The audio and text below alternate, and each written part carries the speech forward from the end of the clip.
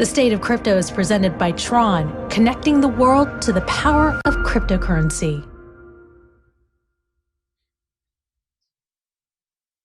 And it's time to check in with CoinDesk Global Policy and Regulation Managing Editor Nick Day, who is also the editor of CoinDesk must-read State of Crypto newsletter.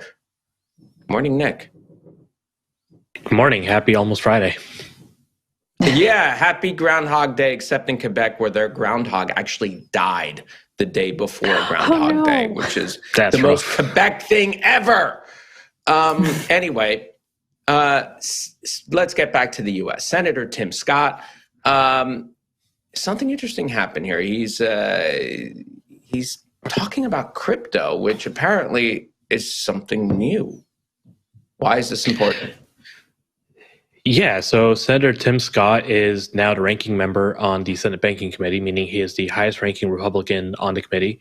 He took over for Senator Pat Toomey, who retired at the end of last term.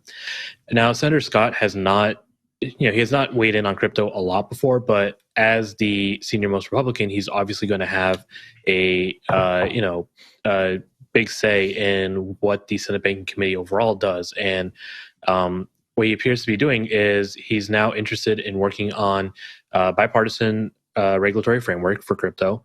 And he, according to Politico, is actually still a little bit skeptical about the industry given the disasters of the last year, which actually puts him, pretty much in tune with Senator Sherrod Brown, the chairman of this committee, and could indicate that, maybe we actually will see some bipartisan legislation coming out of this committee this year.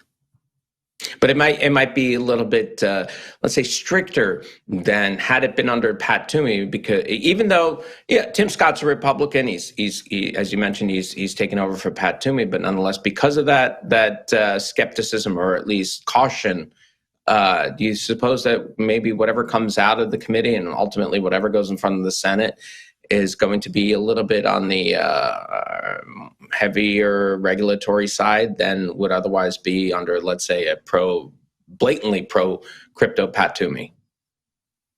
I think it's too soon to say what exactly we'll look at, but the industry has been clamoring for regulatory clarity for years now, and there's always a bit of a be careful what you wish for sentiment in that. But any kind of legislation will still have to go through the House. It'll still have to get signed by the president. So, what we've heard from not just the industry, but also from lawmakers over the last several months is that crypto is one of those few areas where there tends to be more bipartisan consensus than, other issues that Congress looks at. So, whatever we might end up seeing, I would say the signs are so far fairly positive that it will be something that the industry can work with, and that, it'll be, in theory at least, something that should protect consumers. And I don't know if it'll address, obviously, again, too soon to say, we don't know if it's going to address the issues that led to FTX and to all the lenders collapsing, but the fact that there is talk of movement on this is a good sign